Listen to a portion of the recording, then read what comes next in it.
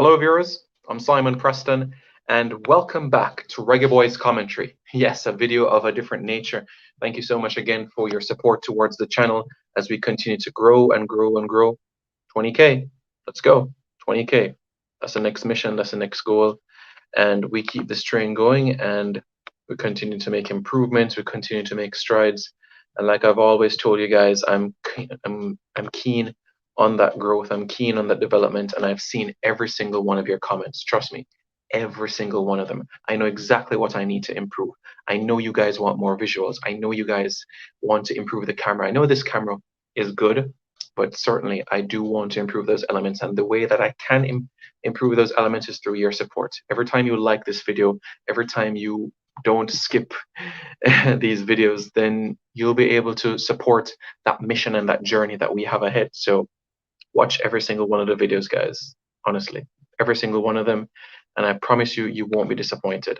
I've said to you many times that you can come to me for reliability, for support, and this is what you're going to get: credibility. So let's talk about the man, Damion Anandi Lowe. Yes, his middle name is Anandli, just like his father. His father's first name, Anandi Lowe. So, like father, like son, they say, huh? It's an interesting journey, because Damion and I have a lot in common. We're actually born in the same year. Yeah, quite an interesting one.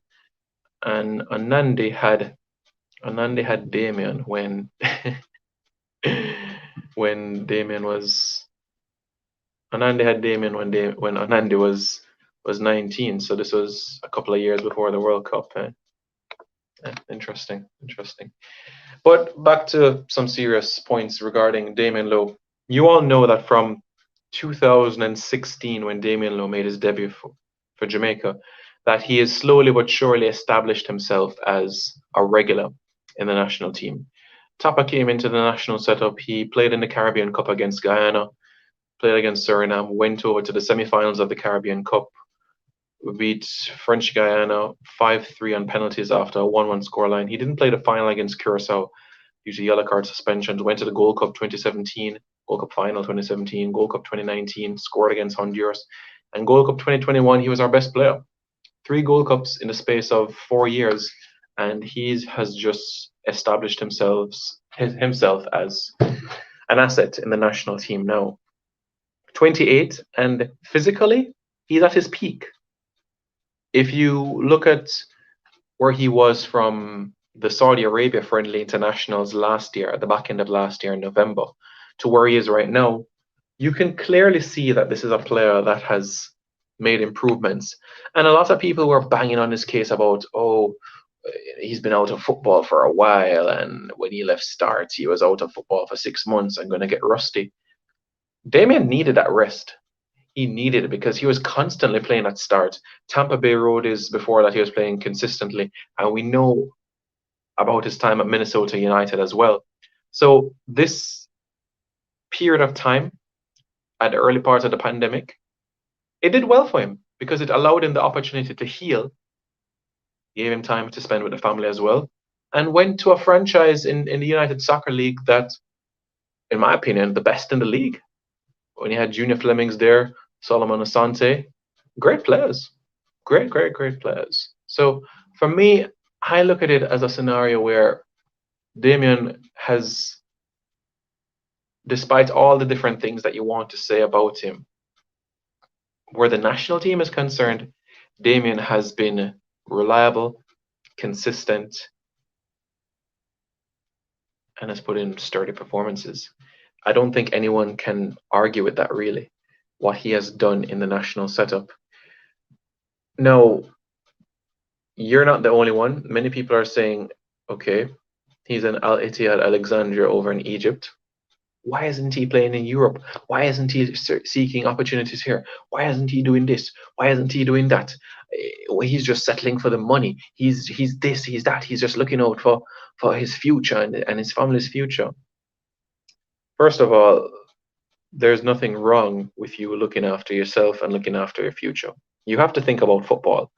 The shelf life of a football player can be 10 years, 15 years, 20 if you're absolutely take care of your body really well. 10, 15 years? Damion has been in the pro setup. Well, he was drafted 2014, yeah, to Major League Soccer, and now it's 2021. So 7 years he's been a pro. Can he play till he's 35? If he takes care of his body, he can. He can. But my point is this. What's next for Damion after football? Not everybody is going to be coach. Not everybody is going to be a football analyst. Not everybody is going to be a commentator. So he has to think about his future. He has to. Marlon King has his own construction company. Mariappa is going to get into vegan foods, even though I think he's going to get involved into the element of coaching at some point. Jermaine Beckford is into vegan stuff as well. Healthy food store. You have to think about your future. Yeah, you have to. He has a family. He has children, so he has to think about that. I have to think about my future as well. Yes, I don't have children or a wife at this point in time, but I have to think about the future as well. I have to make preparations. Everybody has to make preparations for the future. So don't bang on him because he's getting 2 shillings over in Al Ittihad in Alexandria. Like I said, he has a 2-year deal, and at the end of the 2022 season, he'll explore his options. But let me remind you all that he is not short of options. He's not. And it's no secret and it's no surprise to many that Darren Moore at Sheffield Wednesday likes his services. I spoke to Darren up to a couple of days ago, and Darren has spoken about 2 defenders that he really, really would love to have in League One, and it's Michael Hector and Damion Lowe. Michael Hector, he understands, will be extremely difficult to get, knowing the wages that he's currently on at Fulham. So Damion Lowe would be his next best target. So it's no surprise. And I'm telling you, there are other clubs in England that are eager for the signature of Damion Lowe. They are. But COVID has hampered the economic flow, the cash flow of a lot of these clubs. A lot of their corporate entities have cut funding. A lot of them have, and as you know right now, England has, even in the Championship and League One and League Two, there's a certain number of English-born players that have to be matriculated through their academy and so on and so forth. Damion, of course, was born in Jamaica. He's not English. So that takes up an international roster spot right there. So everything in life, like I've always said, is time, patience. It will come. I have no doubt in my mind, once Damion Lowe remains injury-free, that he'll be back in Europe at some point. Will it be England? Who knows what could happen at the end of the season? Who knows? But there is interest in Europe. Absolutely. There is interest. And Darren Moore has not come off the wagon that Damion Lowe could be one of the best defenders outside of the Premier League. Basically in the Football League, that's essentially what he's saying. So Reggae Boyz fans, what are your thoughts? Let me know your thoughts in the comments below. And don't forget to subscribe to Reggae Boyz Commentary.